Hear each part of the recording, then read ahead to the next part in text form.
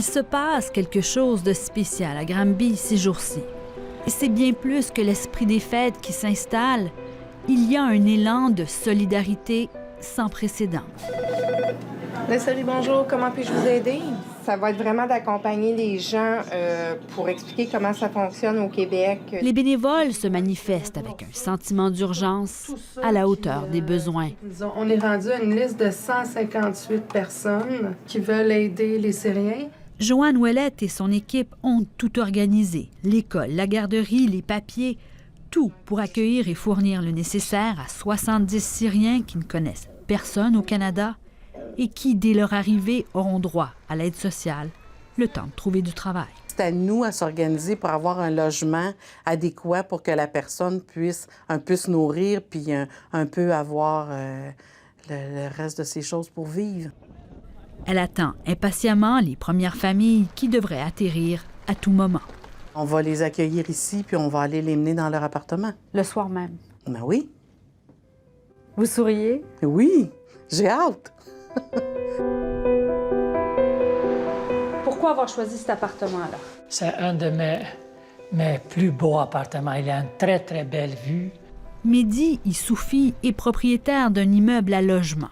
Il sait exactement ce que c'est que d'atterrir dans l'inconnu.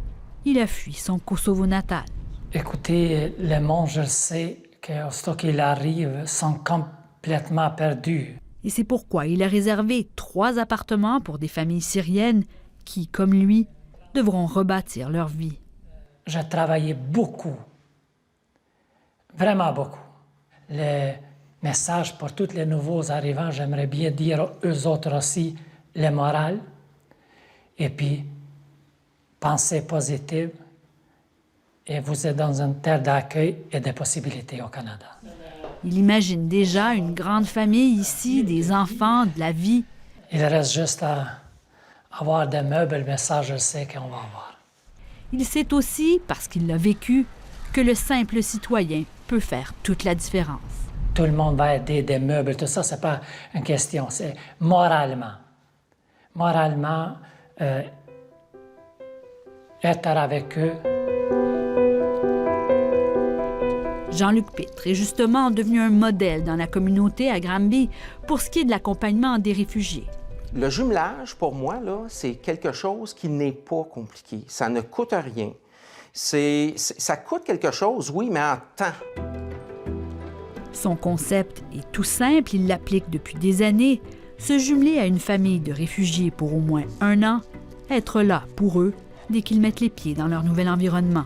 Pour le premier soir, là, on a quelqu'un qui va nous faire l'interprétation de nos propos, OK, entre les 2 familles. Et concrètement, là, ça veut dire que le lendemain, lorsque je vais aller chez eux les voir, on ne va plus se comprendre. Je vais avoir un outil informatique avec Google Images, Google Vidéo, Google Traduction, mes mains, mon visage, et on va communiquer comme ça. C'est ça concrètement.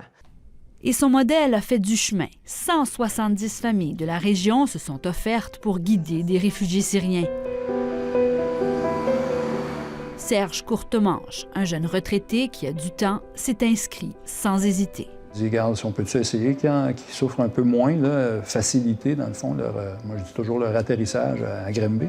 Et comme bien d'autres, il est prêt à recevoir une famille syrienne à la maison pour fêter le réveillon.